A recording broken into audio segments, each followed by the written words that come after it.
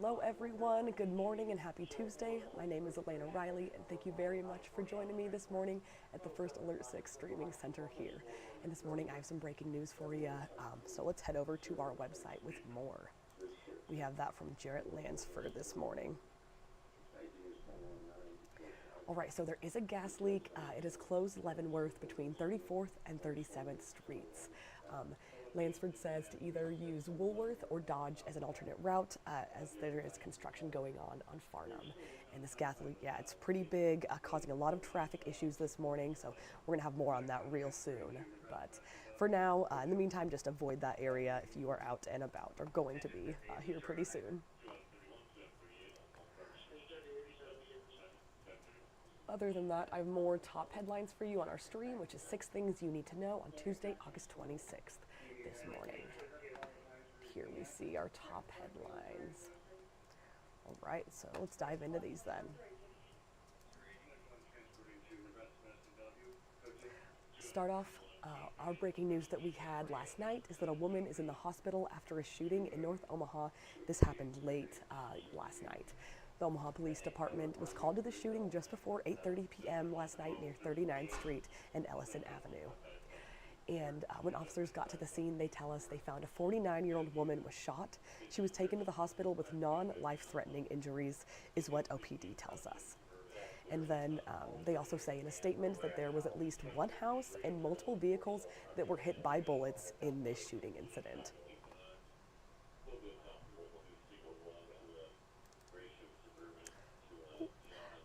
Next up is that today the City Council will consider Mayor John Ewing Jr.'s first proposed budget for Omaha.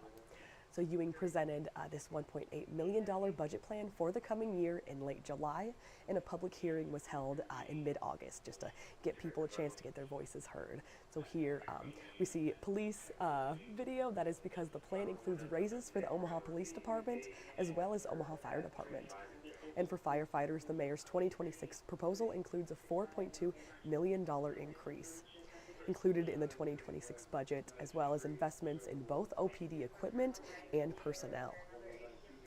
And this includes new body-worn cameras, cruiser cameras, tasers, VR training, and annual mental health checks for officers.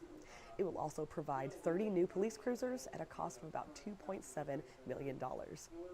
In the budget, Ewing also prioritizes city parks, affordable housing, addressing poverty, as well as fixing the roads in our city.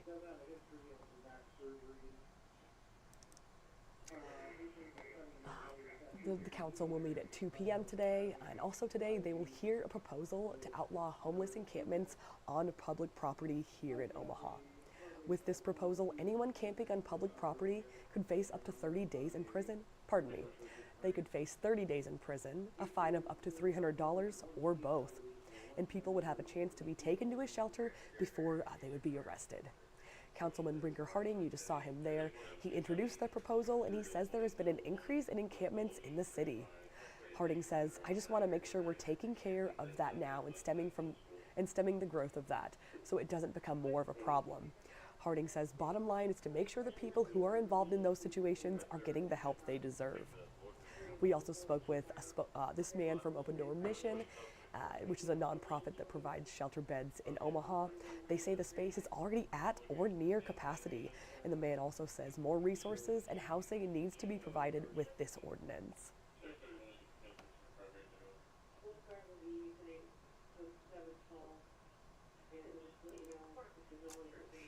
Alrighty, moving on.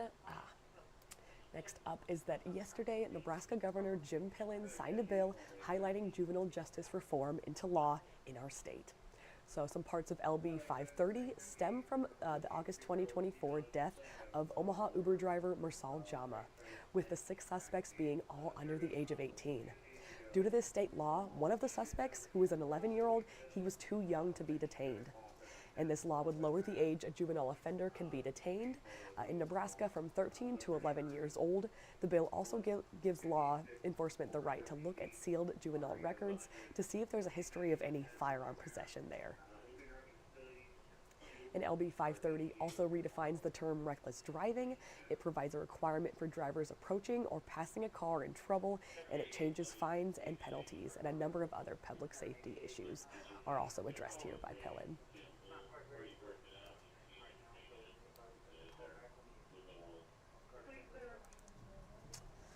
Up next, a 22-year-old man accused of killing 2 people in a head-on collision in Omaha appeared in court yesterday morning. So Christian Stevens, he's charged with 2 counts of felony motor vehicle homicide, DUI, and it was shared yesterday that his case is bound for district court. So Stevens initially appeared in court on July 14th in connection to the crash. It happened a week before then, and his bond was set at $1 million. Investigators say that Stevens was driving the wrong way on Interstate 480 when he hit a car head on, and 2 of the 4 people inside the car died. This is Nicholas Humbert, he's 21, and Adriana Estrada, who's 15. And in court, an OPD crash investigator testified that Stevens had a BAC of .08 at the scene and then tested a .03 at the hospital. And this is a typical decrease for the time between the tests, is what the investigator says. And Stevens said in court that he made a wrong turn at 14th Street and he thought the other cars were going the wrong way.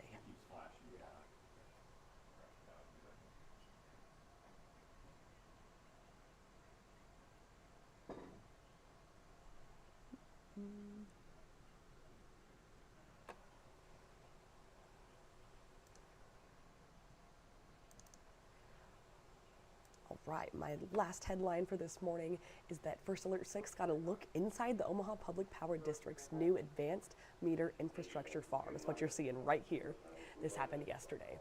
So crews are set to install the first 10,000 of the 400,000 new smart meters that are being developed at the farm. Potential benefits here to this new technology includes shorter restoration times, lower bills, and less customer reporting. Customers will be able to see detailed usage trends. These are collected multiple times daily, and this results in the potential to change energy habits for a lower bill. Great news there, wow. We could all use some of that, right? And installations will begin in October and last through 2028, is what we are told.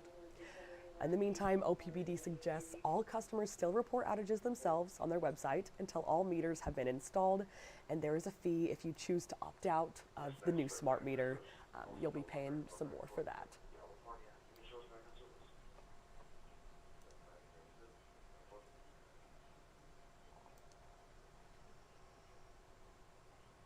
All right, that is all the top headlines I have for you this morning. I really appreciate you joining me. I bring you this live stream in the 8 a.m. hour every weekday morning, as well as this web story with our top headlines at about 6 a.m. So everyone have a good start to your day. Thank you.